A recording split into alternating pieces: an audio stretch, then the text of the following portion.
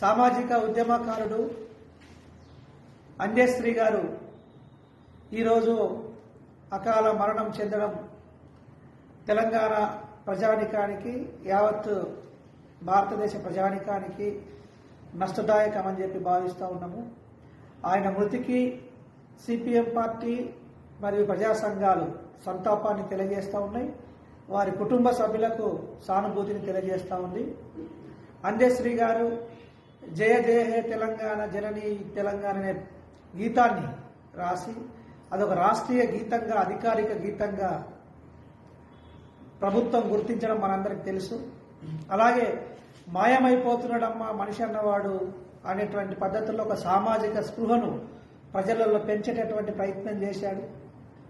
బడికి పోనటువంటి అంజశ్రీ గారు సమాజమే బడిగా భావించి అక్షరాలు నేర్చుకొని ఆ అక్షరాలను ఆయుధంగా మలిసి ఈ సమాజ మార్పు కోసం పేద ప్రజల యొక్క స్థితిని ఈ సమాజానికి తెలియజేయడం కోసము ప్రజా పోరాటాలని నిర్మించడం కోసము ఆ పాట ఒక ఆయుధంగా మలిసినటువంటి వ్యక్తి.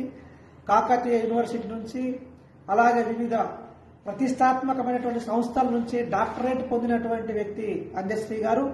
అలాంటి వ్యక్తి ఇంకా కొద్ది రోజులు బతికుంటే ఈ సమాజానికి ఎక్కువ ఉపయోగం ఉండేది. అకాలంగా మరణించడం అనేది చాలా బాధాకరమైన విషయం. మరొకసారి అంజశ్రీ గారికి సిపిఎం పార్టీ తరఫున ప్రజా సంఘాల తరఫున సంతాపాన్ని తెలియజేస్తా ఉన్నాం.